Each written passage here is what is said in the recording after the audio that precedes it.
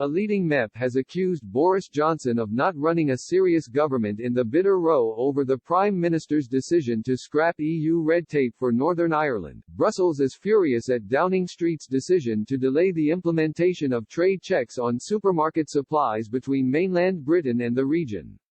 Bureaucrats are set to trigger legal action against the UK, arguing the unilateral decision to extend grace periods are a breach of the Brexit deal's Northern Ireland Protocol and international law.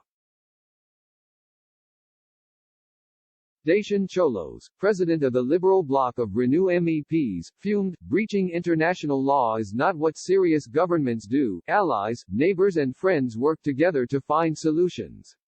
The UK was once a champion of the rule of law in Europe. We expect our partners to honour the agreements we make together. Number 10 is concerned the introduction of Brussels bureaucracy could spark a food shortage in Northern Ireland. To keep the Irish border open, the region effectively remains part of the EU's single market and some checks are now made on goods arriving from the rest of the UK. The government believes extending the grace periods is the bare minimum needed to help people and businesses adjust to life under the Brexit deal's border plan. As a result of the move, the European Commission is planning a twin-track legal challenge against Britain. Maros Sefcovic, the Commission Vice President in charge of Brexit, is expected to trigger infringement proceedings today.